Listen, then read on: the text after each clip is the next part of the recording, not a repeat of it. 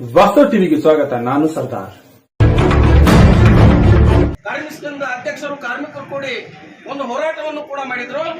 ಇಲ್ಲಿರ್ತಕ್ಕಂಥ ಅಧಿಕಾರಿಗಳು ಒಳ್ಳೆ ಕೆಲಸ ಮಾಡ್ತಾ ಇದ್ದಾರೆ ಅಂತ ಅನ್ನುವಂತ ಭಾವನೆ ಕೂಡ ಹಂಚಿಕೊಂಡಿದ್ರು. ನಮ್ ಕೂಡ ಆ ಅಧಿಕಾರಿಗಳನ್ನು ಇಲ್ಲೇ ಇಟ್ಕೊಂಡು ಸರ್ಕಾರ ಈ ಕಾರ್ಮಿಕರಿಗೆ ಒಂದು ನ್ಯಾಯವನ್ನು ಕೊಡಿಸಬೇಕನ್ನುವಂತ ಮಾತನ್ನು ಹೇಳ್ತಾ ಈ ವಿಷಯವಾಗಿ ನಮ್ಮ ಯುವ ಹೋರಾಟಗಾರರಂತ ದೇವರಾಜ್ ಅಂಗಡಿ ಅವರು ಒಂದೆರಡು ನಿಮಿಷಗಳಲ್ಲಿ ಹೇಳಬೇಕಂತ ಕೇಳ್ಕೊಳ್ತಾ ಇದ್ದೀವಿ.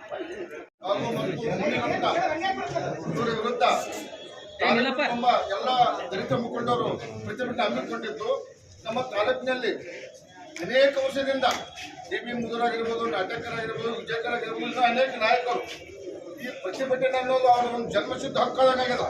ಯಾಕಪ್ಪ ಅಂತಂದ್ರೆ ಹೋರಾಟಕ್ಕೆ ಬೆಲೆ ಇಲ್ಲದಂಥ ಪರಿಸ್ಥಿತಿ ರಾಜಕಾರಣದಲ್ಲಿ ನಿರ್ಮಾಣ ಆಗ್ತದೆ.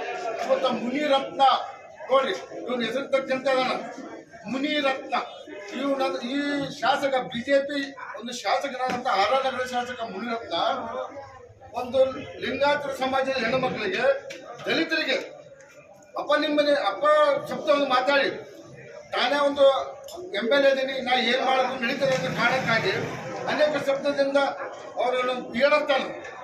ಬೆಂಗಳೂರಿನಲ್ಲಿರ್ತಕ್ಕಂಥ ಪೊಲೀಸ್ ಇಲಾಖೆ ಅವ್ರ ಮೇಲೆ ಅಟ್ರಾಸಿಟಿ ಕೇಸು ದಾಖಲಾದ ತಕ್ಷಣ 24 ಗಂಟೆಯಲ್ಲಿ ಅವನು ಬಂಧಿಸಿ ಎಡೆಗುಳಿ ಕಟ್ಟಿ ಒಂದು ಜೈಲು ಹಿಡ್ಕೊಂಡು ಹೋದ್ರು. ಇದು ಯಾಕಪ್ಪ ಅಂತಂದ್ರೆ ಕಾನೂನು ಈ ರೀತಿ ಬಿಗಿಯಾಗಿರ್ಬೇಕು ಪ್ರತಿಯೊಂದು ವಿಷಯದಲ್ಲಿ. ಇವತ್ತು ಮುದ್ಯಾಳ ತಾಲೂಕಿನಲ್ಲಿ ಆಗಿರ್ಬೇಕು, DYP ಮಾತಾಡ್ತೀವಿ 21 ಅಟ್ರಾಸಿಟಿ ಕೇಸ್ ಇವತ್ತು ತಾಲೂಕಿನ ನಮ್ಮ ಮುದ್ಯಾಳ ತಾಲೂಕು, ಬ್ಯಾಗೇವಾಡಿ ತಾಲೂಕು, ತಾಳಿಕೋಡಿ ತಾಲೂಕು, ಇಂಥ ತಾಲೂಕು ಬರ್ತಕ್ಕಂಥ ತಾಲೂಕಿನಲ್ಲಿ 21 ಅಟ್ರಾಸಿಟಿ ಆದರೂ ಇಲ್ಲಿವರೆಗೆ ಆದರೂ ಒಬ್ಬರು ದಸ್ತಗಿರಿ ಮಾಡಿಲ್ಲ, ಒಬ್ಬರಿಗೆ ಜೈಲಿ ಹಾಕಿಲ್ಲ. ಅಂದ್ರೆ ದಲಿತ ರಕ್ಷಣೆ ಕೊಡ್ತಕ್ಕಂಥ ಇಲಾಖೆ ದಲಿತರಿಗೆ ಒಂದು ನೋವು ಕೊಟ್ಟರೆ ಅದಕ್ಕೆ ಇವತ್ತು ಪ್ರತಿಭಟನೆ ಆಗ್ತದೆ. ಅದಕ್ಕೋಸ್ಕರ ದಲಿತ ಬಂಧುಗಳೇ, ಇವತ್ತು ಸರ್ಕಾರದಲ್ಲಿ ದಲಿತರ ಕಣ್ಣನ್ನು ನೋಡ್ತಾರ, ಅವರ ಕಣ ತಕ್ಕಂಥ ಶಕ್ತಿ ದಲಿತರ ಇದೆ ಅಂತ ಹೇಳ್ಕೊಂಡು ತಾವೆಲ್ಲರೂ ಮುಂದಿನ ದಿನಮಾನದಲ್ಲಿ ಇನ್ನೂ ಉಗ್ರ ಹೋರಾಟ ಮಾಡ್ಕೊಂಡು ಹೇಳಿ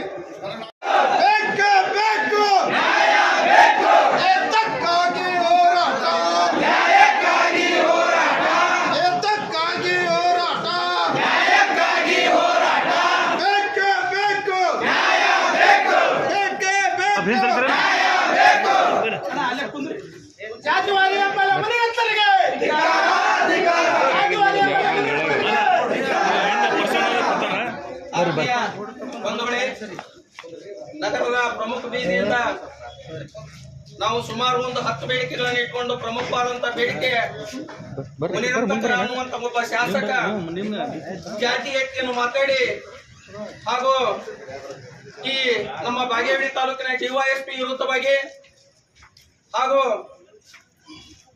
ಅನೇಕ ಒಂದು ಸಮಸ್ಯೆಗಳನ್ನು ಇಟ್ಕೊಂಡು ಇವತ್ತು 10 ಬೇಡಿಕೆಗಳನ್ನು ಇಟ್ಕೊಂಡು ಸರ್ಕಾರಕ್ಕೆ ಮನವಿ ಪತ್ರವನ್ನು ರಚಿಸಲಿಕ್ಕೆ ತಾವು ವಿವಿಧ ಮುದ್ದೇಬೇಳದಲ್ಲಿ ಪಟ್ಟಣದ ಅಂಬೇಡ್ಕರ್ ಸರ್ಕಲ್ ಇಂದ ಬಸವೇಶ್ವರ ಸರ್ಕಲ್ ವರೆಗೆ ತಾಲೂಕಾ ದಂಡಾಧಿಕಾರಿಗಳ ಕಚೇರಿಗಳಿಗೆ ಬಂದು ಬಿಟ್ಟಿದ್ದೀವಿ. ಸಭೆಯನ್ನು ಉದ್ದೇಶಿಸಿ ನಮ್ಮ ನಿಮ್ಮೆಲ್ಲ ನೆಚ್ಚಿನ ನಾಯಕರು ಹಿರಿಯರು ಆಗಿರ್ತಕ್ಕಂಥ ಡಿ.ಬಿ. ಮುದುರು ಹೇಳ್ಬೇಕಂತ ಕೇಳ್ಕೊತಾ ಇದ್ದೀವಿ. ಸಂಘಟನೆಗಳ ಒಕ್ಕೂಟದಿಂದ ಇಲ್ಲಿಯವರೆಗೆ ಅಂಬೇಡ್ಕರ್ ಸರ್ಕಲ್ ಇಂದ ಹಿಡಿದು ಬಸವೇಶ್ವರ ಸರ್ಕಲ್ ಮಾರ್ಗವಾಗಿ ತಹಶೀಲ್ದಾರ್ ಆಫೀಸ್ ವೇದಿಕೆಗೆ ಆಗಮಿಸಿರ್ತಕ್ಕಂಥ ಈ ಹೋರಾಟದ ನೇತೃತ್ವ ವಹಿಸಿರ್ತಕ್ಕಂಥ ಮುದ್ದೇಬಿಹಾಳ ತಾಲೂಕಿನ ದಲಿತ ಸಮಾಜದ 3 ಪ್ರಮುಖ ನಾಯಕರು ಇವತ್ತು ಒಂದು ಸಂತೋಷ ಆಗ್ತದ. ತುಂಬಾ ದಿನದಿಂದ 3 ಜನ ನಾಯಕರು ತಮ್ಮ ನೇತೃತ್ವದಲ್ಲಿ ಕರೆ ಕೊಳ್ಳದೆ ತುಂಬಾ ದಿನ ಆಗಿತ್ತು. ಅದೇ ರೀತಿ ನಮ್ಮ ಹಿರಿಯ ನಾಯಕರಾಗಿರ್ತಕ್ಕಂಥ ಡಿ.ಬಿ. ಮುದುರಣ್ಣವರು, ನಾಟೇಕರಣ್ಣವರು ಮತ್ತು ವಿಜಯಕರಣ್ಣವರು, ಇವರು 3 ಜನ ಮುದ್ದೇಬಿಹಾಳದ ಒಂದು ಈ ದಲಿತರಿಗೆ ಕಣ್ಣುಗಳಾಗಿದ್ರು.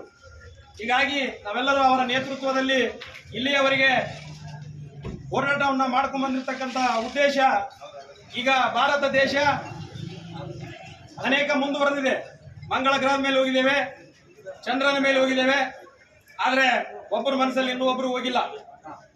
ನಾವು ಅನೇಕ ರೀತಿ ಇವತ್ತು ಸಾಧನೆಗಳನ್ನು ಮಾಡಿದ್ದೇವೆ, ಆದರೆ ತಾರತಮ್ಯದಲ್ಲಿ ಇನ್ನೂ ಕೂಡ ಹಾಗೆ ಇಳಿದಿವೆ. ಇವತ್ತು ಎಂತ ಅಮಾನವೀಯ ಘಟನೆ ಅಂದ್ರೆ ಒಬ್ಬ 14 ವರ್ಷದ ಬಾಲಕಿಯ ಮೇಲೆ ಅತ್ಯಾಚಾರ ಆದಾಗ ನಮಗೆ ಕಾನೂನು ಪ್ರಕಾರ ರಕ್ಷಣೆ ಕೊಡು ಅಂತೇಳಿ ನಾರಾಯಣಪುರ ಪೊಲೀಸ್ ಸ್ಟೇಷನ್ಗೆ ಹೋಗಿ ಕಂಪ್ಲೇಂಟ್ ಅನ್ನ ಕೊಟ್ಟಾಗ ಅಲ್ಲಿರ್ತಕ್ಕಂಥ ಸವರ್ಣೀಯರು, ನೀವು ಸ್ಟೇಷನ್ಗೆ ಯಾಕೆ ಹೋದ್ರಿ, ನೀವು ನಮ್ಮ ಹತ್ರ ಬರ್ಬೇಕಾಗಿತ್ತು, ನೀವು ನಮ್ಮ ಹತ್ರ ಬಂದು ಸಂಧಾನ ಮಾಡ್ಕೋಬೇಕಾಗಿತ್ತು, ನೀವು ಸ್ಟೇಷನ್ಗೆ ಹೋಗಿದ್ದು ತಪ್ಪು ಅಂತೇಳಿ ಅವರನ್ನ ಗ್ರಾಮದಿಂದ ಬಹಿಷ್ಕಾರ ಹಾಕ್ತಾರೆ. ಇದು ಎಂತ ಅಮಾನವೀಯ ಘಟನೆ ಅಂದ್ರೆ ಅವ್ರಿಗೆ ಅರ್ಥ ಮಾಡ್ಕೋಬೇಕು. ಈ ದೇಶದಲ್ಲಿ ನಾವು ಬದುಕ್ತಾ ಇರೋದು ಡಾಕ್ಟರ್ ಬಾಬಾ ಸಾಹೇಬ್ ಅಂಬೇಡ್ಕರ್ ಅವರು ಕೊಟ್ಟಿರ್ತಕ್ಕಂಥ ಸಂವಿಧಾನದ ಅಡಿಯಲ್ಲಿ ಅಂತಕ್ಕಂಥದ್ದು ನಾವು ಅರ್ಥ ಮಾಡ್ಕೋಬೇಕು. ಅವರು ಕೂಡ ಈ ಭಾರತ ದೇಶದ ಮಕ್ಕಳು ಅಂತಕ್ಕಂಥದನ್ನ ಅವ್ರು ಅರ್ಥ ಮಾಡ್ಕೋಬೇಕು.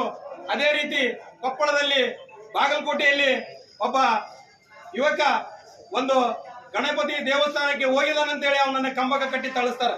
ಇದು ಎಂತ ನಾಚಿಕೆಗೇಡಿನ ಸಂಗತಿ ಅಂದ್ರೆ ನಾವಿನ್ನೂ ಕೂಡ ಈ ದೇಶದಲ್ಲಿ ಬಾಬಾ ಸಾಹೇಬ್ ಅಂಬೇಡ್ಕರ್ ಮಕ್ಕಳು ನಾವು ಯಾವ ರೀತಿ ಸೌಮ್ಯ ಸ್ವಭಾವದಿಂದ ಇದೀವಿ ಅಂತಕ್ಕಂಥದನ್ನು ತಾವೆಲ್ಲರೂ ಕೂಡ ಅರ್ಥ ಮಾಡ್ಕೋಬೇಕು. ನಮಗೂ ಕೂಡ ತಾಕತ್ತಿದೆ, ನಾವು ಎದ್ರಿಂದ್ರೆ ನೀವ್ಯಾರು ಉಳಿಯಲ್ಲ, ನಮಗೂ ಕೂಡ ಶಕ್ತಿ ಇದೆ. ಆದ್ರೆ ನಾವು ಶರಣ ತತ್ವವನ್ನ ಪಾಲಿಸ್ತಾ ಬಂದಿದ್ದೇವೆ, ಅಂಬೇಡ್ಕರ್ ಹಾಕಿಕೊಟ್ಟಿರ್ತಕ್ಕಂಥ ಮಾರ್ಗದಲ್ಲಿ ನಾವು ನಡೀತಾ ಇದ್ದೇವೆ. ಅದಕ್ಕಾಗಿ ನಾವು ಕ್ರಾಂತಿಯನ್ನ ಮಾಡ್ತಾ ಇಲ್ಲ, ನಮ್ಮ ಹಕ್ಕುಗಳಿಗೋಸ್ಕರ ಮಾತ್ರ ಇಲ್ಲಿವರೆಗೂ ಹೋರಾಟ ಮಾಡಿದ್ದೇವೆ. ನಾವು ತಿರುಗಿ ನಿಂತರ ನೀವು ಯಾರು ಮನೆಯಲ್ಲಿ ಇರುವುದಿಲ್ಲ ಅಂತಕ್ಕಂಥ ಎಚ್ಚರಿಕೆನ ಇಂಥ ಸಂದರ್ಭದಲ್ಲಿ ಅವ್ರಿಗೆ ಹೇಳಲಿಕ್ಕೆ ಬಯಸ್ತಾ ಇದ್ದೇನೆ. ಅದೇ ರೀತಿ ಇವತ್ತು ಬಾಗೇವಾಡಿ ಡಿವೈಎಸ್ಪಿ ಸಾಹೇಬರು ಅವರು ಇಲ್ಲಿ ಇನ್ನೊಂದು ವೇದಿಕೆಗೆ ಬಂದಾಗ ಅವರು ದಲಿತ ಕುಂದುಕೊರತೆ ಸಭೆ ಕರೆದಿದ್ರು, ನಾವು ಕೂಡ ಸಭೆಗೆ ಹೋಗಿದ್ದೇವೆ. ಅಲ್ಲಿ ಅಟ್ರಾಸಿಟಿ ಕೇಸ್ ಆದ್ರೆ ನೀವು ಯಾಕೆ ಅರೆಸ್ಟ್ ಮಾಡಲ್ಲ ಅಂತ ಹೇಳಿ ನಮ್ಮ ನಾಯಕರೆಲ್ಲರೂ ಪ್ರಶ್ನೆ ಮಾಡಿದಾಗ ಅವರೊಂದು ಉತ್ತರ ಹೇಳಿದ್ರು, ಅಟ್ರಾಸಿಟಿ ಕೇಸ್ ಆದ ತಕ್ಷಣ ಅರೆಸ್ಟ್ ಮಾಡುವಂತ ಅವಕಾಶ ಇಲ್ಲ, ಆ ಅಟ್ರಾಸಿಟಿ ಕೇಸಲ್ಲಿ ಅನೇಕ ರೀತಿಯ ವಿಧಗಳಿದಾವೆ ಅಂತಕ್ಕಂಥ ಮಾತನ್ನು ಹೇಳಿದ್ರು. ಇವತ್ತು ಆ ಡಿವೈಎಸ್ಪಿ ಸಾಹೇಬ್ರಿಗೆ ಕೇಳಲಿಕ್ಕೆ ಬಯಸ್ತಾ ಇದ್ದೇನೆ, ಅದೇ ಮುನಿರತ್ನ ಅವರು ದಲಿತ ವ್ಯಕ್ತಿಗೆ ಹೀನಾಯವಾಗಿ ಮಾತನಾಡಿದ್ದಕ್ಕಾಗಿ ಬರೀ ಆಡಿಯೋ ರಿಲೀಸ್ ಆದ್ಮೇಲೆ ಅವನ ಮೇಲೆ FIR ಆಗಿ ಅವನ 24 ಗಂಟೆಯಲ್ಲಿ ಪೊಲೀಸರು ಚೇಂಜ್ ಮಾಡಿ ಅವನನ್ನು ಅರೆಸ್ಟ್ ಮಾಡ್ತಾರೆ. ಅಲ್ಲಿರ್ತಕ್ಕಂಥ ಕಾನೂನು ಯಾವುದು, ನಿಮ್ಮ ಹತ್ರದಲ್ಲಿ ಇರ್ತಕ್ಕಂಥ ಕಾನೂನು ಯಾವುದು, ನೀವು ಉತ್ತರ ಕೊಡ್ಬೇಕು ಇವತ್ತು ಡಿವೈಎಸ್ಪಿ ಸಾಹೇಬರು. ಹೀಗಾಗಿ 21 ಪ್ರಕರಣಗಳು ಅವರ ವ್ಯಾಪ್ತಿಯಲ್ಲಿ ದಾಖಲಾಗಿದ್ದಾವೆ, ಆದ್ರೆ ಒಬ್ಬರನ್ನು ಕೂಡ ಅರೆಸ್ಟ್ ಮಾಡ್ತಾ ಇಲ್ಲ. ಇದು ಡಿವೈಎಸ್ಪಿ ಅವರು ಏನು ತಾವು ಸ್ವ ಇಚ್ಛೆಯಿಂದ ಮಾಡ್ತಾ ಇದ್ದಾರೋ ಅಥವಾ ಯಾವುದೋ ಒಬ್ಬ ರಾಜಕಾರಣಿ ಕೈಗೊಂಬೆಯಾಗಿ ಕೆಲಸ ಮಾಡ್ತಾ ಇದ್ದಾರೆ ಅಂತಕ್ಕಂಥ ಉತ್ತರನ ಅವರು ನಮಗೆ ಹೇಳಬೇಕಾಗಿದೆ ಇವತ್ತು. ಅದಕ್ಕಾಗಿ ದಲಿತರ ಅತಿ ಹೆಚ್ಚು ಮತವನ್ನ RR ನಗರದಲ್ಲಿ 70,000ಕ್ಕಿಂತ ಹೆಚ್ಚು ಮತಗಳು ದಲಿತರ ಮತಗಳಿದಾವೆ.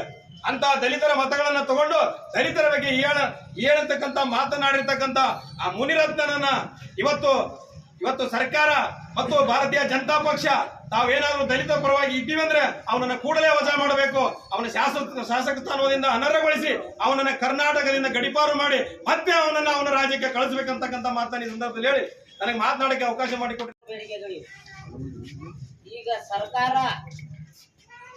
ನಮ್ಮ ಸರ್ಕಾರ ನಮ್ಮ ದಲಿತರ ಆಸ್ತಿ ಪಾಸ್ತಿಯನ್ನು ರಕ್ಷಣೆ ಮಾಡಬೇಕು. ಆದ್ರೆ ಸರ್ಕಾರ ಮೇಲಿನ ಕುಂತಿಗೆ ಸೌಲಭ್ಯದಾಗ ನಾವು ಯಾರಿಗೆ ನ್ಯಾಯ ಕೇಳಬೇಕು? ಬಸವನ ಬಾಗೇವಾಡಿ ತಾಲೂಕ ಏನು ಈ ಜಾತ್ರೆಯಲ್ಲಿ ಸುಮಾರು ಒಂದು 15-20 ದಿವಸದಿಂದ ಆ ಜಾತ್ರೆಯಲ್ಲಿ ದಲಿತರ ಮೇಲೆ ಮಾರಣಾಂತಿಕ ಹಲ್ಲೆ ಆಯ್ತು. ಅಲ್ಲಿ ಫಿರ್ಯಾದಿ ದಾಖಲು ಮಾಡಿದ್ರು ಕೂಡ ಅಲ್ಲಿ ಫಿರ್ಯಾದಿಯನ್ನು ಸ್ವೀಕಾರ ಮಾಡಿದ್ರು. ಕೇವಲ ಮೂಗಿಗೆ ತುಪ್ಪ ಒರೆಸುವಂತ ಕೆಲಸ ಮಾಡಿದ್ರು. ಮಾನ್ಯ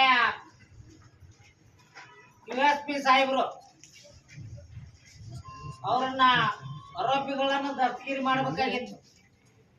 ಈಗ ನಿಮ್ಮೆಲ್ಲರ ಕೂಗು ಮಾನ್ಯ DSP ಸಾಹೇಬರನ್ನ ಬೇರೆ ಕಡೆ ವರ್ಗಾವಣೆ ಮಾಡಬೇಕು ಮತ್ತು ಅವ್ರ ಮೇಲೆ ಉನ್ನತ ಮಟ್ಟದ ತನಿಖೆಯನ್ನು ನೇಮಿಸಬೇಕು ಅಂತ ವಿವಿಧ ಬೇಡಿಕೆಗಳಿವೆ. ಅದೇ ರೀತಿಯಾಗಿ ಬಪ್ಪುರ್ಗಿ ತಾಳಿಕೋಟೆ ತಾಲೂಕು ಬರ್ಬೋದು, ಸುರ್ಪುರ್ ತಾಲೂಕು ಉಣಿಜಿಗೆಯಲ್ಲಿ ದಲಿತರ ಮೇಲೆ ಮಾರಣಾಂತಿಕ ಹಲ್ಲೆ ಆದರೂ ಕೂಡ ಸರ್ಕಾರ ಯಾವುದೇ ಕಾನೂನು ಕ್ರಮ ಜರುಗಿಸದೆ ಕೇವಲ ಕಾಗದದಲ್ಲಿ ದಲಿತರಿಗೆ ನಾವು ಸಹಕಾರ ದೇವು, ದಲಿತರ ರಕ್ಷಣೆ ನಮ್ಮ ಹೊಣೆ ಅಂತೇಳಿ ಹೇಳ್ತಾರೆ. ಆದ್ರೆ ಯಾರು ರಕ್ಷಣೆ ಮಾಡ್ತಾ ಇದ್ದೀರಿ ನೀವು? ನೀವು ಉನ್ನತ ಮಟ್ಟದ ಏನು ಶ್ರೀಮಂತ ವರ್ಗದವರು, ಅಧಿಕಾರಶಾಹಿಗಳು, ರಾಜಕೀಯ ಪಕ್ಷಗಳ ಮುಖಂಡರನ್ನ ನೀವು ಸೇವೆ ಮಾಡ್ತಾ ಇದ್ದೀರಿ. ಅವರನ್ನ ನೀವು ಮೇಲ್ಮಟ್ಟಕ್ಕೆ ತಂದು ದಲಿತರನ್ನ ತುಳಿತಾ ಇದ್ದೀರಿ. ದಲಿತರ ಮೇಲೆ ದೌರ್ಜನ್ಯ ಮಾಡಕ್ ಹಚ್ಚೋದು, ಆ ದೌರ್ಜನ್ಯ ಮಾಡಿದಾಗ ನಮಗ್ ಮೂಗಿಗೆ ತುಪ್ಪ ಹಚ್ಚೋದು. ಹೆಂಗ ಮೊಸಳೆ ಕಣ್ಣಿನ ಸುರಿಸ್ತೈತಿ, ಆ ಮೊಸಳೆ ನೀರಾಗ ಇರ್ತೈತಿ. ಅದು ಎಷ್ಟು ಕಣ್ಣೀರು ಸುರಿಸಿದ್ರು ಕೂಡ ಅದು ನೀರು ಕಾಣದೇ ಇಲ್ಲ. ಅದಕ್ಕೆ ಠಾಣಾಧಿಕಾರಿಗಳ PSI, CPI, DYSP ಇವರು ಮುದ್ದೇಬೇಳೆ ತಾಲೂಕಿನಲ್ಲಿ ಮಾಡುತ್ತಿರ್ತಕ್ಕಂಥ ಅವ್ಯವಹಾರದ ಬಗ್ಗೆ ಒಂದೆರಡು ಅನಿಸಿಕೆಗಳನ್ನು ನಾನು ಹೇಳಲಿಕ್ಕೆ ಪತ್ರಿಕಾ ಮಾಧ್ಯಮ ಸ್ನೇಹಿತರ ಮುಂದೆ ಹೇಳಿಕೆ ಇಷ್ಟಪಡ್ತಾ ಇದ್ದೇನೆ. ದಿನೇ ದಿನೇ ಪೊಲೀಸರು ಜನರನ್ನು ರಕ್ಷಿಸುವವರಾಗೋಲ್ಲ, ಜನರನ್ನು ಭಕ್ಷಿಸುವವರಾಗ್ತಾ ಇದ್ದಾರೆ ಅನ್ನೋದಕ್ಕೆ ಒಂದೇ ಒಂದು ಉದಾಹರಣೆ ಕೊಡ್ತಾ ಇದ್ದೀನಿ ನಾನು. ನೀವೇನು ಮುದ್ದೇಬೇಳೆ ತಾಲೂಕಿನಲ್ಲಿ ದಿನಂಪ್ರತಿ ಪ್ರತಿ ಒಂದು ಗ್ರಾಮಕ್ಕೂ 4 ರಿಂದ 5 ಮದ್ಯದ ಅಂಗಡಿಗಳನ್ನು ಓಪನ್ ಮಾಡಿಸ್ತಾ ಇದ್ದೀರಿ ನೀವು. ಪ್ರತಿಯೊಂದು ಗ್ರಾಮಕ್ಕೆ ಆ ಮದ್ಯದ ಅಂಗಡಿಗೆ ಪ್ರತಿಯೊಂದು ಅಂಗಡಿಗೆ 1,000 ರೂಪಾಯಿ ಬೀಟ್ ಪೊಲೀಸರು ನೀವು ಹಣವನ್ನು ವಸೂಲಿ ಮಾಡ್ತಾ ಇದ್ದೀರಿ. ಇಲ್ಲಿ 22 ಮದ್ಯದ ಅಂಗಡಿಗಳಿದ್ದಾವ. ಪ್ರತಿಯೊಂದು ಮದ್ಯದ ಅಂಗಡಿಗೆ PSIಗೆ ಎಷ್ಟು, CPIಗೆ ಎಷ್ಟು, DYSPಗೆ ಎಷ್ಟು, ಪೂರ್ತಿ ನೀವೆಲ್ಲ ಹಿಂದಿನ ಒಬ್ಬ SP ಇದು ಮಾಡ್ತಾರೆ, SP ಡ್ಯೂಟಿ ಮಾಡ್ತಕ್ಕಂಥ ಒಬ್ಬವರು ಫೋನ್ ಪೇ ಕೂಡ ಬಳಸ್ಕೊಂಡಿದ್ದಾರೆ. ಒಂದು ಮಾತನ್ನ ಹೇಳ್ತೀನಿ ಪತ್ರಿಕಾ ಮಾಧ್ಯಮ ಸ್ನೇಹಿತರ ಮುಂದೆ, ನಾನು ಫೋನ್ ಪೇ ಯಾವತ್ತೂ ಕ್ಯಾನ್ಸಲ್ ಆಗಲ್ಲ, ನಿದರ್ಶನಗಳು ಸಿಗ್ತಾವೆ. ನೀವು ಯಾರು SP ಡ್ಯೂಟಿ ಮಾಡಿಸಿದ್ದೀರಿ ಅವ್ರ ನಂಬರ್ ಅನ್ನ ತೆಗೆದುಕೊಂಡು CBI ಅವ್ರು ಕೂಡ CBI ಕೊಡ್ತಾ ಇದ್ದೀವಿ ನಾವು. CBI ಅವ್ರು ತನಿಖೆ ಮಾಡಿ ನೀವು ಲಂಚ ತಗೊಂಡಿಲ್ಲ ಅಂತ ಹೇಳ್ಬಿಡ್ರಿ, ನೋಡೋಣ. ನಾನು ನಿಮ್ಗೆ ರುಂಡಲ್ಲಿ ಅರ್ಪಿಸ್ಬಿಡ್ತೀನಿ ಮಾನ್ಯ SP ಸಾಹೇಬ್ರೆ. ಯಾಕೆ SP ಸಾಹೇಬ್ರೆ, ದಲಿತ, ಹಿಂದುಳಿದ, ಅಲ್ಪಸಂಖ್ಯಾತರು, ಸಾಮಾನ್ಯ ಜನರ ರೈತರು ಇವತ್ತು ಊರಲ್ಲಿ ಸಣ್ಣ ಸಣ್ಣ ಯುವಕರು ಕೆಡ್ತಾ ಇದ್ದಾವೆ. ಎದಕ್ಕಾಗಿ ನೀವು ಸರಾಯಿನ ಸಪ್ಲೈ ಮಾಡ್ತಿದ್ದೀರಲ್ಲ, ದಿನನಿತ್ಯ ಸರಾಯಿ ಕುಡಿದು ಶಾಲೆಗೆ ಬರ್ತಕ್ಕಂಥ ಹುಡುಗರು ಶಾಲೆಗೆ ಬರ್ತಾ ಇಲ್ಲ ಇವತ್ತು. ಇದಕ್ಕೆ ಕಾರಣ ಯಾರು ಅಂತಂದ್ರೆ ಪೊಲೀಸರು. ನೀವು ಲಂಚ ತಗೊಳಕ್ ಬರ್ತಿದ್ದೀರಲ್ಲ, ನೀವು ಫೋನ್ ಪೇ ಮಾಡಿಸಿದ್ದಿಲ್ಲ ಅಂತ ಹೇಳ್ತೀರಲ್ಲ, ನಾನು ನಿರ್ದೇಶನ ಕೊಡ್ತಾ ಇದ್ದೀನಿ. ನಾನು ಅವ್ರು ಪೊಲೀಸರು ಇದು ಕೊಡ್ತೀನಿ. MT ಅಂತ ಏನದು, MT ಡ್ಯೂಟಿ ಯಾರಾದ್ರೂ ಮಾಡ್ತಾರ ಪೊಲೀಸರು? ಹೇಳಿ ನೋಡು. ನೀವು SP ಡ್ಯೂಟಿ ಮಾಡೋರು ನೋಡಿದ್ದೀವಿ ನಾವು 35-40 ವರ್ಷದಿಂದ. MT ಡ್ಯೂಟಿ ಅಂದ್ರೆ ಲಂಚ ಎತ್ತೋದು. MT ಡ್ಯೂಟಿ ಅಂದ್ರೆ ಏನು? ಲಂಚ ಎತ್ತಕ್ಕೆ ನೀವು ಒಬ್ಬ MT ಪೊಲೀಸರು ಇರ್ತೀರಲ್ಲ, ದಂಗೆನವರು ಯಾರು ಪೊಲೀಸರಿಲ್ಲ ಅಂತ ಹೇಳ್ತೀರಿ, ರಾತ್ರಿ ಕಳವಾಯನವರು ಯಾರು ಪೊಲೀಸರಿಲ್ಲ ಅಂತ ಹೇಳ್ತೀರಿ. MT ಡ್ಯೂಟಿ ಅಂತಂದ್ರೆ ಏನಪ್ಪಾ ಇದು? ಮಾನ್ಯ SP ಸಾಹೇಬ್ರು ಇದಕ್ಕ ನೀವು ಉತ್ತರ ಕೊಡ್ಬೇಕಾಗುತ್ತಾ? ನೀವು MT ಡ್ಯೂಟಿ ಅಂತ ಸಹಾಯಕ ನೇಮಿಸಿಕೊಂಡು ದಿನನಿತ್ಯ ನೀವು ವಸೂಲಿ ಮಾಡಿಸ್ತಾ ಇದ್ದೀರಲ್ಲ ಪೊಲೀಸ್ ಅಧಿಕಾರಿಗಳು, ಇದಕ್ಕೆ ಸರ್ಕಾರಕ್ಕೆ ಉತ್ತರ ಕೊಡ್ಬೇಕಾಗತ್ತೆ. ಇವ್ರ ಮೇಲೆ ಶಿಸ್ತಿನ ಕ್ರಮ ಕೈಗೊಳ್ಳದೆ ಇದ್ರೆ ಮುಂದಿನ ದಿನಮಾನದಲ್ಲಿ ಉಗ್ರ ಸ್ವರೂಪದ ಹೋರಾಟ ಮಾಡಬೇಕಾಗುತ್ತೆ. ಯಾಕಂದ್ರೆ ನಮ್ಮ ಜನಗಳು ಹಾಳಾಗ್ತಾ ಇದ್ದಾರೆ, ನಮ್ಮ ರೈತರು ಹಾಳಾಗ್ತಾ ಇದ್ದಾರೆ. ನೀವೇನಾದ್ರೂ ನಿರ್ದೇಶನ ಯಾರ್ದು ಫೋನ್ ಪೇ ಕೊಡ್ರಿ ನಂಬರ್ ಅಂತ ನಿಮ್ ಪೊಲೀಸರೇ ಮಾಡಿಸ್ಕೊಂಡಾರಲ್ರಿ, ನೀವೇ ತಗೊಳ್ಳಿಲ್ಲ.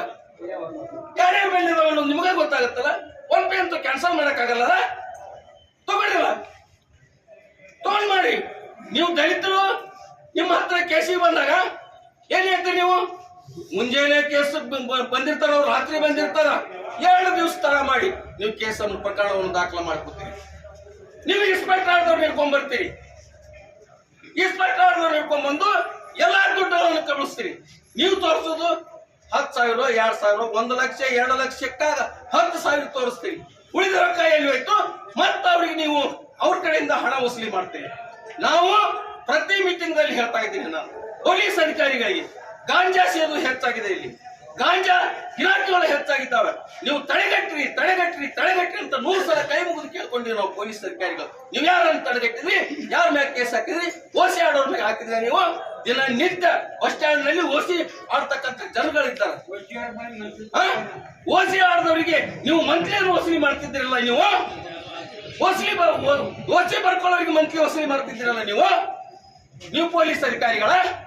ನೀವು ಪೊಲೀಸ್ ಅಧಿಕಾರಿಗಳನ್ನ ಹೇಳಿ. ಇದಕ್ಕೆ ನೀವೆಲ್ಲರೂ ಉತ್ತರ ಕೊಡಬೇಕಾಗತ್ತ. ಮೇಲಾಧಿಕಾರಿಗಳು, ಮಾನ್ಯ SP ಸಾಹೇಬರು, IG ಸಾಹೇಬರು, DG ಸಾಹೇಬರು, ನೀವೆಲ್ಲರೂ ಮುದ್ದೇಬೇಳ ತಾಲೂಕಿನಲ್ಲಿ ಅತ್ಯಂತ ಗಮನ ಹರಿಸಿ ಈ ದುಷ್ಟ ಇರ್ತಕ್ಕಂಥ ಪೊಲೀಸರನ್ನು ನೀವು ಸಸ್ಪೆಂಡ್ ಮಾಡಬೇಕಂತ ಈ ಸಭೆ ಮೂಲಕ ನಾನು ಸರ್ಕಾರಕ್ಕೆ ಆಗ್ರಹಿಸ್ತೀನಿ ಅಂತ ಹೇಳುವಂತ ಮಾತನ್ನು ಹೇಳಿ ಸಭೆ. ವಿವಿಧ ದಲಿತ ಪರ ಹೋರಾಟದ ಎಲ್ಲ ಮುಖಂಡರುಗಳೇ ಹಾಗೂ ನಿನ್ನೆ ದಿವಸ ನಾವು ಸಾಯಂಕಾಲ 3 ಗಂಟೆಗೆ ಮುನಿರತ್ನ ಅನ್ನುವಂಥ ಒಬ್ಬ ಶಾಸಕ ದಲಿತರಿಗೆ ಅವಾಚ್ಯ ಶಬ್ದಗಳಿಂದ ನಿಂದಿಸಿ ನಮ್ಮ ಹೆಣ್ಣು ಮಕ್ಕಳಿಗೆ ಅವಮಾನ ಮಾಡಿದ್ದಕ್ಕಾಗಿ ಅವನ ವಿರುದ್ಧ ಮತ್ತು ರಾಜ್ಯಾದ್ಯಂತ ನಡೀತಿರ್ತಕ್ಕಂಥ ದಲಿತರ ಮೇಲೆ ಹಲ್ಲೆಗಳು, ಅದರ ವಿರುದ್ಧ ಮತ್ತು ಬಾಗೇವಾಡಿಯ DYSP ವಲ್ಲಪ್ಪ ನಂದಗಾವಿ ಅವರು ದಲಿತ ವಿರೋಧಿ ನೀತಿಯನ್ನು ಅನುಸರಿಸುವುದನ್ನು ಖಂಡಿಸಿ ಸಾಯಂಕಾಲ 4 ಗಂಟೆಯಿಂದ ಸುಮಾರು ಬರವಣಿಗೆಯಷ್ಟು 4-5 ಜನ ಸೇರಿಕೊಂಡು ನಾವು ನಾಳೆನೇ ಒಂದು ಹೋರಾಟ ಮಾಡಬೇಕು ಅಂತ ಹೇಳಿ ನಿರ್ಧಾರ ಮಾಡಿ ನಾವು ರಾತ್ರಿ 8 ಗಂಟೆ 10 ಗಂಟೆವರೆಗೆ ಫೋನ್ ಮುಖಾಂತರ ತಿಳಿಸಿದಾಗ ಯಾವುದೇ ಸಂಘಟನೆಯವರಾಗಿರ್ಬೋದು, ಸುಮಾರು ಇವತ್ತು ಬಾಗೇವಾಡಿಯಿಂದ, ತಾಳಿಕೋಟೆಯಿಂದ, ಇಡಗುಂದಿಯಿಂದ, ಹುನಗುಂದಿಯಿಂದ ಕೂಡ ಬಂದಾರ. ಅದೇ ರೀತಿಯಾಗಿ ನಾವು ನಮ್ಮ ಅಂಗ ಸಂಸ್ಥೆಗಳಂತ ಆ ರೀತಿ ನಮ್ಮ ಸಹೋದರರು ಯಾವಾಗಲೂ ನಮ್ಮ ಕೈ ಜೋಡಿಸ್ತಿರ್ತಕ್ಕಂಥ ಪರಬಿನ್ ನಾಯಕ್ ಮಕ್ಕಳವರು, ಪರಶುರಾಮ್ ನಾಲ್ತೋಡವರು, ನಮ್ಮ ಲಕ್ಷ್ಮಣಣ್ಣ ಒಡ್ಡರವರು, ಅದೇ ರೀತಿಯಾಗಿ ಕಬಾಡಿ ಅವರು, ಅದೇ ರೀತಿಯಾಗಿ ಇನ್ನೂ ಹಲವಾರು ನಾಯಕರು ಇವತ್ತಿನ ಏನು ಸಂಘಟನೆ ಕುಂದೋದಂತ ವಿಚಾರ ಮಾಡಬಾರ್ದು. ಯಾರು ಸಂಘಟನೆಗೆ ಮತ್ತಿಟ್ಟು ಶಕ್ತಿ ಬರಾಗ್ತದ. ಮೊದಲು ನಾವು ಹಲವಾರು ರಂಗದಲ್ಲಿ ನಾವು ಸಂಘಟನೆಗಳನ್ನು ಬೇರ್ಪಡಿಸಿಕೊಂಡು ಕೆಲವು ನಾಯಕರು ಸಂಘಗಳನ್ನು ಒಡೆದು ಅದನ್ನು ಚಿಂದ್ರ ಮಾಡಿದ್ರು. ಆದರೆ ಈಗ ಏನು ವಿವಿಧ ದಲಿತ ಪರ ಸಂಘಟನೆಗಳಂತ ಹೆಸರು ಬಂತು, ಇದರ ಉದ್ದೇಶ ಏನಂತಂದ್ರೆ ಅಗಲಿ ಹೋದಂಥವ್ರು ಎಲ್ಲರೂ ಮರಳಿ ಗೂಡಿಗೆ ಬರುವಂಥ ವ್ಯವಸ್ಥೆ ಇದು. ಈ ನಿಟ್ಟಿನಲ್ಲಿ ಇವತ್ತು ಹಲವಾರು ಗ್ರಾಮ ಪಂಚಾಯತಿಯ ಸದಸ್ಯರುಗಳು ಬಂದಾರೆ. ಇಲ್ಲಿ ಎಲ್ಲ ಹಳ್ಳಿಯಿಂದ ಎಲ್ಲರಿಗೂ ಫೋನ್ ಮಾಡಿದಾಗ ಎಲ್ಲ ಸಮಾಜದವರು ಕೂಡ ಇಲ್ಲಿ ಬಂದು ಭಾಗವಹಿಸಿರಲ್ಲ. ನಾವು ಕರೆದ ತಕ್ಷಣವೇ ಏನು ಬಂದು ಈ ಒಂದು ಯಶಸ್ವಿ ಹೋರಾಟವನ್ನು ಕರೆಕ್ಟ್ 11 ಗಂಟೆಗೆ ಚಾಲೂ ಮಾಡಿ ಈ ಒಂದು ಕಾರ್ಯಕ್ರಮವನ್ನು ಯಶಸ್ವಿಗೊಳಿಸಿದ್ದಕ್ಕಾಗಿ ನಾನು ತುಂಬ ಹೃದಯದ ನಮಸ್ಕಾರಗಳನ್ನು ನನ್ನೆಲ್ಲ ದಲಿತ ಬಂಧುಗಳಿಗೆ ಅರ್ಪಿಸ್ತಾ ಇದ್ದೀನಿ. ಸಹಜಸ್ಥವರು ಹೇಳಿದರು, ಇವತ್ತು ಸುಮಾರು 70,000 ದಲಿತರ ಮತಗಳನ್ನು ಪಡೆದುಕೊಂಡು RR ನಗರದಲ್ಲಿ ಶಾಸಕನಾಗಿ ಸರ್ಕಾರದ ಹಲವಾರು ರಂಗಗಳಲ್ಲಿ ಹಿಂದಿನ ಕಾಲದಲ್ಲಿ ಮಂತ್ರಿಯಾಗಿ ಹಲವಾರು ರಂಗದಲ್ಲಿ ಲಾಭವನ್ನು ಪಡೆದುಕೊಂಡು ಇವತ್ತಿನ ದಿವಸ ಇವತ್ತು ನಮ್ಮ ದಲಿತರಿಗೆ ಒಂದು ಅವಾಚ್ಯವಾದಂತಹ ಶಬ್ದಗಳನ್ನು ಮಾತಾಡ್ತಾನ. ಒಬ್ಬರು ಗುತ್ತಿದಾರಿಗೆ ಫೋನ್ ಮಾಡಿ, ನಮ್ಮ ದುಡ್ಡು ತಂದು ಕೊಡು ನೀನು ಕಮಿಷನ್ ಅಂತ ಹೇಳಿ, ಕಮಿಷನ್ ಕೊಡೋದಾರಿಕಂದ್ರೆ ನೀನು ಹೆಡ್ತಿನೋ ನಿನ್ನ ಮಕ್ಕಳು ಕಳಿಸೋನ್ನುವಂತ ವಿಚಾರ ಅವನ ಬಾಯಲ್ಲಿ ಬಂದದ. ಇಂಥ ಒಂದು ಹೇಯ ಕೃತ್ಯವನ್ನು ಮಾತಾಡಿದಕ್ಕಾಗಿ ಇವತ್ತು ಇಡೀ ಕರ್ನಾಟಕ ರಾಜ್ಯ ಅವನನ್ನು ಖಂಡಿಸುವಂತ ಒಂದು ವ್ಯವಸ್ಥೆ ಬಂದದ. ಮತ್ತು ಅವನ ಶಾಸಕ ಸ್ಥಾನಕ್ಕೆ ರಾಜೀನಾಮೆ ಕೊಡಬೇಕು ಮತ್ತು ಅವನು ಈ ರಾಜ್ಯದಿಂದ ಗಡಿಪಾರು ಮಾಡಬೇಕಂತ ಹೇಳಿ ನಾವು ಇವತ್ತ ಸರ್ಕಾರಕ್ಕೆ ಕರ್ನಾಟಕ ರಾಜ್ಯ ದಲಿತ ಸಂಘರ್ಷ ಸಮಿತಿಯಿಂದ ಒತ್ತಾಯಿಸ್ತಿದ್ದೇವೆ. ಅದೇ ರೀತಿಯಾಗಿ ಬಂಧುಗಳೇ, ಏನು ಬಾಗೇವಾಡಿಯಲ್ಲಿ DYSP ಅವರು ಸುಮಾರು ಏನು ಇಲ್ಲಿ ಬಂದವರು ಬಂದಾಗಿರ್ತಾರೋ ನಿರಂತರವಾಗಿ ದಲಿತರ ಮೇಲೆ ದೌರ್ಜನ್ಯಗಳು ಹೆಚ್ಚಾಗತ್ತವು. ದಲಿತರ ಮೇಲೆ ದೌರ್ಜನ್ಯಗಳು ಹೆಂಗೆ ಹೆಚ್ಚಾಕವು, ನಾಮಕಾವಸ್ಥೆ ಕೇಸ್ ಮಾಡೋದು, FIR ಮಾಡೋದು, ಅದರಲ್ಲಿ ಎಲ್ಲಾ ಕಲಂಗಳನ್ನು ಸೇರಿಸೋದು, ಆದ್ರೆ ಅರೆಸ್ಟ್ ಮಾಡೋದಿಲ್ಲ ಅಂತ. ಅರೆಸ್ಟ್ ಯಾಕೆ ಮಾಡೋದ್ರಿ ಸಾಹೇಬ್ರ? ಅರೆಸ್ಟ್ ಮಾಡೋ ಕಾನೂನು ಇಲ್ರಿ, ಮಾಡಿ ಕಾನೂನು ಚೇಂಜ್ ಆಗ್ಯದ ಅಂತ ಹೇಳ್ತಾರೆ. ಒಂದ್ ವೇಳೆ ಕಾನೂನು ಚೇಂಜ್ ಆಗಿದ್ರ ನಿಮ್ಮ ನಾಮಫಲಕ ಬೋರ್ಡ್ ಇರ್ತಲ್ಲ, ನಿಮ್ಮ ಆಫೀಸ್ನಾಗ ಬೋರ್ಡ್ ಹಾಕ್ರಿ ಅದನ್ನ, ಕಾನೂನು ಚೇಂಜ್ ಆಗ್ಯದ, ಈಗ ಅಟ್ರಾಸಿಟಿ ಆಯ್ತು ಅಂತಂದ್ರ ನಾವು ಯಾರು ಅರೆಸ್ಟ್ ಮಾಡೋಂಗಿಲ್ಲ ಅಂತ ಹೇಳಿ ಒಂದು ಬೋರ್ಡ್ ಹಾಕ್ಬೇಕಾಗತ್ತೆ. ಇವತ್ತು ಅಟ್ರಾಸಿಟಿ ಆದ ತಕ್ಷಣನೇ, ಮಹಿಳೆಯರಿಗೆ ಅನ್ಯಾಯ ಆದ ತಕ್ಷಣನೇ ಅರೆಸ್ಟ್ ಮಾಡ್ಬೇಕು ಅನ್ನೋ ಕಾನೂನು ಇದ್ದುದು ತಮ್ಮ ಗಮನಕ್ಕೆ ಇರಾಕಿಲ್ಲ. ನಿನ್ನ ದೇವರಾಜ್ ಅಂಗಡಿಗೆ ಅವ್ರು ಹೇಳಿದ್ರು, ಕಾನೂನಿನ ಕೊರತೆ, ಅನುಭವದ ಕೊರತೆ ಇರುವುದರಿಂದ ನೀನು ಇವತ್ತು ಈ ರೀತಿ ಮಾಡ್ತೀವಿ, ಇನ್ನೊಂದ್ಸಲ ರಾಜೀನಾಮೆ ಕೊಟ್ಟು ಮತ್ತೊಮ್ಮೆ ಅನುಭವ ಪಡ್ಕೊಂಡು ಹೊಳೆ ನೌಕರಿ ಅಂತೇಳಿ ನಿನ್ನ ನಮ್ಮ ಯುವ ನೇತಾರರು ಹೇಳಿದ್ರು. ಆ ನಿಟ್ಟಿನಲ್ಲಿ ಒಂದ್ ವೇಳೆ ಏನು ಇದು ಜಾತಿ ನಿಂದನೆ ಕೇಸ ಮತ್ತು ಅರೆಸ್ಟ್ ಮಾಡಂಗೇ ಇಲ್ಲ ಅಂತಂದ್ರೆ ಇಡೀ ಭಾರತ ದೇಶಾದ್ಯಂತ ಹೊರತುರಿಯುವಂತ ಪರಿಸ್ಥಿತಿ ಬರ್ತೈತಿ. ಇಡೀ ಭಾರತ ದೇಶವೇ ಇದನ್ನ ಖಂಡಿಸ್ತೈತಿ. ಆ ನಿಟ್ಟಿನಲ್ಲಿ ಮುಂದಿನ ದಿನಮಾನದಲ್ಲಿ ನೀವೇ ನಮಗೆ 21 ಜನರಿಗೆ ಅನ್ಯಾಯ ಮಾಡಿಲ್ಲ DYSP ವಲ್ಲಪ್ಪ ನಂದಗಾವಿ ಅವರೇ, ತಕ್ಷಣದಿಂದ ನೀವು ನಿಮ್ಮನ್ನ ತನಿಖೆ ಒಳಪಡಿಸಬೇಕು. ಈ ವ್ಯವಸ್ಥೆಯನ್ನ ರದ್ದುಪಡಿಸಿ ಈ ಅಧಿಕಾರಿಗಳ ಕೂಡಲೇ ಇಲ್ಲಿಂದ ವರ್ಗಾವಣೆ ಮಾಡಬೇಕು ಮತ್ತು ಇವ್ರ ವಿರುದ್ಧ ಸೂಕ್ತವಾದಂತಹ ತನಿಖೆಯನ್ನು ನಡೆಸಬೇಕು. ಇಲ್ಲವಾದಲ್ಲಿ ಇಡೀ ಬಿಜಾಪುರ ಜಿಲ್ಲೆಯ ಎಲ್ಲಾ ತಾಲೂಕುಗಳಿಂದ ಇನ್ನು ಕೆಲವು ದಿನಗಳಲ್ಲಿ ನಾವು ಬಂದು ಏನು SP ಅವರ ಆಫೀಸ್ ಮುಂದೆ ಒಂದು ಉಗ್ರವಾದಂತಹ ಹೋರಾಟವನ್ನು ಮಾಡ್ತಾ ಇದ್ದೇವೆ ನಾವು. ಯಾಕಂತಂದ್ರೆ ಮೊನ್ನೆ ದಿವಸ ನಾವು ಬಾಗಲಕೋಟೆ ಹೋಗಿ ಪರಶುರಾಮ್ ನೀಲ್ ನಾಯಕ್ ಅಂತೇಳಿ ಎಲ್ಲೊಬ್ರು ಕೂಡ ನಮ್ಮ ಈ ಒಂದು ದೊಡ್ಡ ನಾಯಕರವರು ಒಂದು ಶಕ್ತಿ ಅವರು ಅವರಿಗೂ ಕೂಡ ನಾವು ಭೇಟಿಯಾಗಿ ಬಂದೇವಿ. ನಮ್ಮ ಜಿಲ್ಲೆಯಿಂದ ಕೂಡ ನಾವು ಸಪೋರ್ಟ್ ಮಾಡ್ತೀವಿ. ಬಲ್ಲಪ್ಪ ನಂದಗಾವಿ ಇಲ್ಲೇ 15 ತಾಲೂಕು ಕಲ್ಲೋಳಿ ಅವರವರು ಅವ್ರ ಹೆಸರು ಬಲರಾಮ ಶಾರ್ಟ್ಕಟ್ ಆಗಿ ಬಲ್ಲಪ್ಪ ಅಂತ ಹೇಳಿ ಹೆಸರು ಇಟ್ಕೊಂಡವರು. ಅಲ್ಲಿನೂ ಕೂಡ ಅವರು ಒಂದು ದಲಿತ ವಿರೋಧಿ ಚಟುವಟಿಕೆಯನ್ನು ಮಾಡ್ಕೊಂತಲೇ ಬಂದಾರಂತ. ಅಲ್ಲಿನೂ ಕೂಡ ನಾವೆಲ್ಲರೂ ಕೇಳೇವಿ. ಆದ್ರೆ ಈಗ ನೀವು ಸಂಪೂರ್ಣವಾಗಿ ತನಿಖೆ ಆಗಬೇಕು, ಅರೆಸ್ಟ್ ಮಾಡೋದಿಲ್ಲ ಅಂತೇಳಿ ಎಲ್ಲಿ ಕಾನೂನು ಅಂತ ಹೇಳಿ ತೋರಿಸ್ಬೇಕು. ಇಲ್ಲಿ ಕಂದ್ರೆ ನಾವು ಇಡೀ ಬಿಜಾಪುರ ಜಿಲ್ಲೆಯಾದ್ಯಂತ ಎಲ್ಲರೂ ಕರೆದು ನಾವು ಆಫೀಸ್ ಮುಂದೆ SP ಆಫೀಸ್ ಮುಂದೆ ಹೋರಾಟ ಮಾಡ್ತೇವೆ ಅನ್ನೋ ಎಚ್ಚರಿಕೆಯನ್ನು ಕೊಡ್ತಾ ಇದ್ದೀನಿ. ಅದೇ ರೀತಿಯಾಗಿ ಇನ್ನು ಮುಂದಿನ ದಿನಮಾನಗಳಲ್ಲಿ ನಮ್ಮ ತಾಲೂಕಾಗಿರ್ಬೋದು, ನಮ್ಮ ಜಿಲ್ಲೆ ಎಲ್ಲೇ ಅಲ್ಲಿ ಯಾವುದೇ ರೀತಿಯ ದಲಿತರ ಮೇಲೆ ಹಲ್ಲೆಗಳು ಆಗಬಾರ್ದು. ಅದಕ್ಕೆ ನಾವು ಮುನ್ನೆಚ್ಚರಿಕೆ ಕ್ರಮ ವಹಿಸಬೇಕು. ಇಷ್ಟು ದಿವಸ ನಮ್ಮ ಸಂಘಟನೆ